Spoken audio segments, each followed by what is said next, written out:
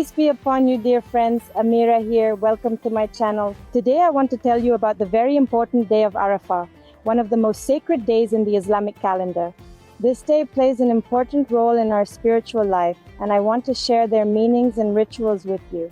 So, let's get started. Like other Muslim holidays, the day of Arafah is typically observed according to the lunar calendar, which means the date changes annually every year. According to tradition, the annual sacred pilgrimage to the holy Mount Arafat typically takes place on the 9th day of the Islamic month of Dhu al-Hijjah. In 2024, this day falls on June 15th.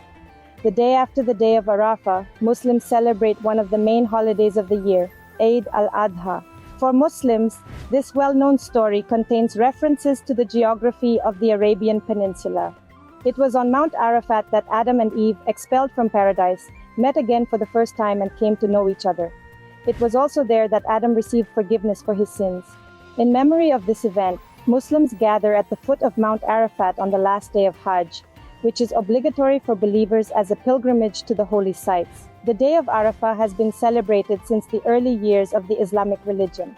Like most other commemorative days, it is revered by all branches of Islam, both Sunnis and Shias.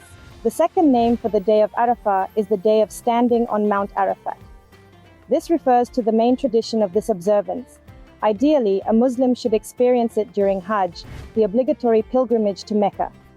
Mount Arafat is located 20 kilometers from this holy city for believers. According to tradition, if a pilgrim does not perform the standing on Mount Arafat, their Hajj is considered incomplete, meaning they will have to repeat the entire journey again. Pilgrims performing Hajj spend this day on the slopes of the mountain itself and in the valley nearby.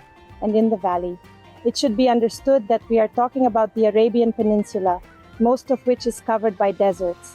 Mount Arafat itself is small, which means there is no shade in the valley.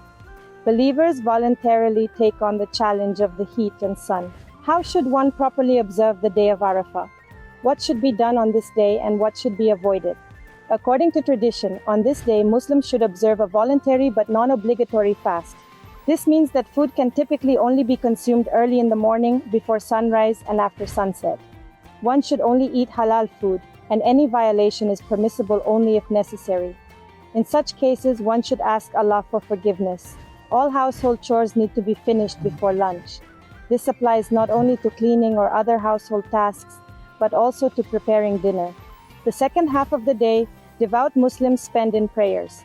On this day, any sins are multiplied, while any good deeds are rewarded by Allah. Therefore, on the day of Arafah, it is customary to seek forgiveness for sins and wrongdoings. Thank you for your attention, friends. Each time, I am happy to share information with you that you might not have known.